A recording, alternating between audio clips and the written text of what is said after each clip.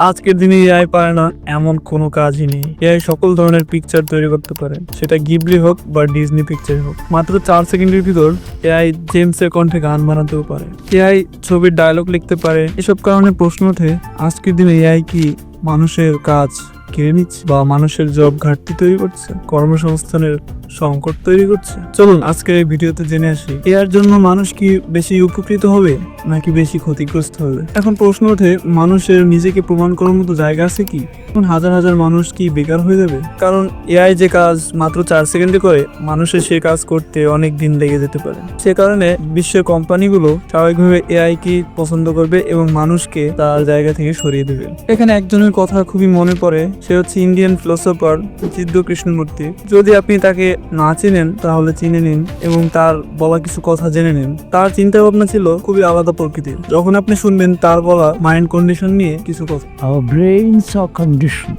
Whatever is conditioned is limit.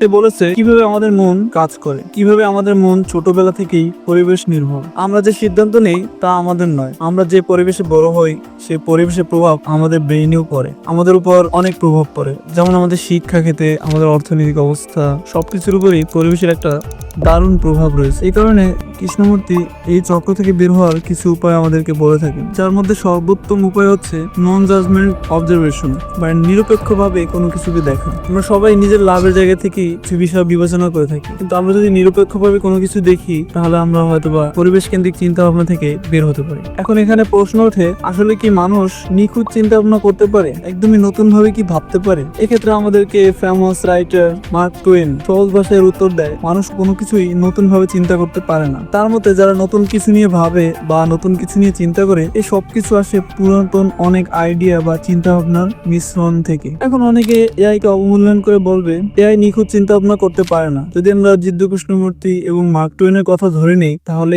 মানুষও তো original চিন্তা ভাবনা করতে পারে না। চলুন আজকে আমরা জেনে আসি এআই কিভাবে কাজ করে। এর মধ্যে প্রচুর তথ্য ডাটা হিসেবে ঢোকানো হয়, যেমন চ্যাট জিপিটিতে হাজার হাজার বই অথবা রিসার্চ পেপার, দুনিয়ার ইন্টারনেটের যত তথ্য আছে সবকিছু চ্যাট জিপিটিতে ডাটা আকারে ঢোকানো হয়েছে। আর এই ডাটাকে অ্যানালাইসিস করে বা বিশ্লেষণ করে এআই নিজে নিজে নিজ থেকে শেখে এবং আলাদা আলাদা প্যাটার্ন তৈরি করে। মানুষের বিভিন্ন ভাষা শেখে, আলাদা আলাদা আর্ট স্টাইল। এরপর যখন আপনি প্রশ্ন করেন তখন এআই সবকিছু থেকে জ্ঞান নিয়ে আপনাকে একটা নতুন ধরনের উত্তর দেয়। উদাহরণস্বরূপ রবীন্দ্রনাথের একটি কবিতা আমরা এআই তে ডাটা হিসেবে দেই, এআই সেখান থেকে বিশ্লেষণ করে যে সেখানে কোন প্রকার তথ্য আছে, কোন প্রকার শব্দ আছে, কোন ধরনের প্যাটার্ন এখানে ব্যবহার হয়েছে, কোন ধরনের নিয়ম দেখা যাচ্ছে, কোন ধরনের ভাষা ব্যবহার হয়েছে, এগুলো সে দেখে এবং শেখে। পরের বার আপনি যখন প্রশ্ন করেন আমাকে কবিতা লিখে দাও চুল পড়া নিয়ে রবীন্দ্রনাথের মতো করে, এআই ঠিক তখন তার শেখা বিভিন্ন নিয়ম মেনে আপনাকে একটি কবিতা লিখে দেয় হুবহু রবীন্দ্রনাথের মতো করে। এই একই কাজ দুনিয়ার সব কবিতার ক্ষেত্রেও হতে পারে। শুধু যে কবিতা তা নয়, এআই আপনার জন্য ছবিও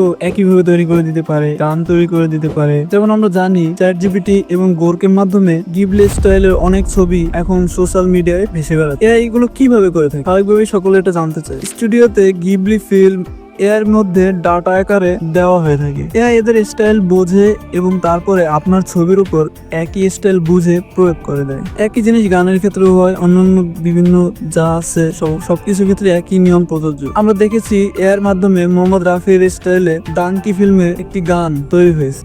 बंदा जीता था खुल के तेरी गली में आया फुल के जी चंगा भला सी मैं लुटपुट गया, लुटपुट गया, लुटपुट गया, मैं तो गया।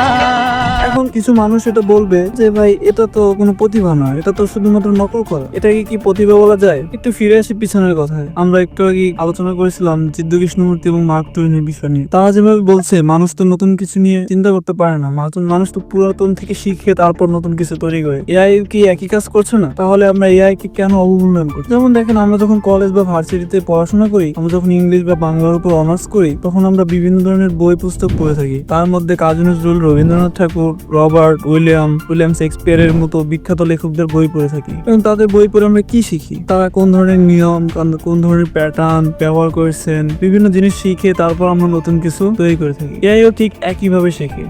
এআই এর ভিতরে যে ডাটা তথ্য আকারে দেওয়া হয় সেগুলো থেকে এআই শিখে আপনাকে নতুন কিছু তৈরি করে দেয়। এখন চলুন আমরা একটু জেনে আসি এআই আসলে মানুষের কাজের উপর কতটা প্রভাব বিস্তার করতে পারে। মানুষ কি তার কর্মসংস্থান নিয়ে সংকটে আছে কিনা? হ্যাঁ, কিছু ক্ষেত্রে অবশ্যই সংকটে আছে। তার মূল কারণ হচ্ছে মানুষ যে কাজ অনেক দিন ব্যাপী করতে পারে, এআই তা মাত্র 4-5 সেকেন্ড বা একদিনের মধ্যে অনেক কাজ করে ফেলতে পারে।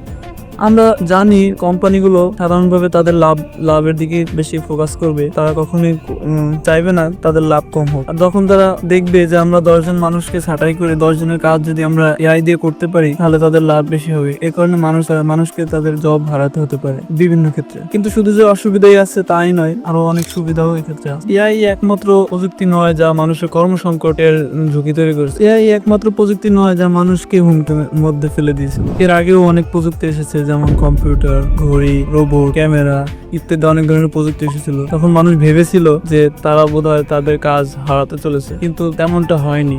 যখন কম্পিউটার এসেছিল মানুষ ভেবেছিল যে কম্পিউটারে বোধহয় সব কাজ করে ফেলবে, কিন্তু আসলে কিন্তু তা ঘটেনি। কম্পিউটার আসার মাধ্যমে মানুষের আরো কাজের পরিমাণ বেড়ে গিয়েছে, নতুন নতুন কর্মসংস্থানের সৃষ্টি হয়েছে, মানুষ এতে অনেক বেশি উপকৃত হয়েছে, অনেক কাজ সহজ হয়েছে। আমরা যদি একটু উদাহরণ দিয়ে বলতে চাই, ক্যামেরা যখন আসে তখন যারা ছবি আর্ট করতো, আর্টিস্ট, তাদের কিন্তু কাজের বিলুপ্তি ঘটে। কিন্তু ক্যামেরা আসায় অনেক উপকার হয়েছে মানুষের। কোনো ঘটনা চোখের সামনে ঘটলেই কিন্তু মানুষ দ্রুততার সাথে ক্যামেরার মাধ্যমে সেই ঘটনাকে উপস্থাপন করতে পারতেছে। তারপর ক্যামেরা আসায় সবকিছু এখন খুব সহজ হয়ে গেছে। কোথায় কি ঘটতেছে কি ঘটতেছে না সেকেন্ডের ভিতরে, মিনিটের ভিতরে জানা যাচ্ছে। মানুষ এই প্রান্তে কি হচ্ছে ও প্রান্তে কি হচ্ছে এটা খুব সহজে জানা যাচ্ছে শুধুমাত্র ক্যামেরার মাধ্যমে। যখন মোবাইল ফোন আসছিল তখন কিন্তু যারা ডাক যোগাযোগ কোম্পানিতে চাকরি করতো তাদের চাকরি হারানোর একটা প্রবল ভয় কাজ করতো। দিন শেষে তারা চাকরি হারিয়েছিল। কিন্তু মোবাইল আসায় কিন্তু মানুষের অনেক বেশি উপকার হয়েছে, কারণ মানুষ এখন খুব দ্রুততার সাথে যোগাযোগ করতে পারছে। মোবাইল ফোনের মাধ্যমে এখন সব ধরনের কাজ করা যাচ্ছে, খুবই সহজ হয়ে গেছে মানুষের জীবনযাপন। তাই আমাদের এখন উচিত এআই কে প্রতিদ্বন্দ্বী না ভেবে এআই এর সাহায্য নিয়ে আমাদের জীবন মান উন্নয়ন করা।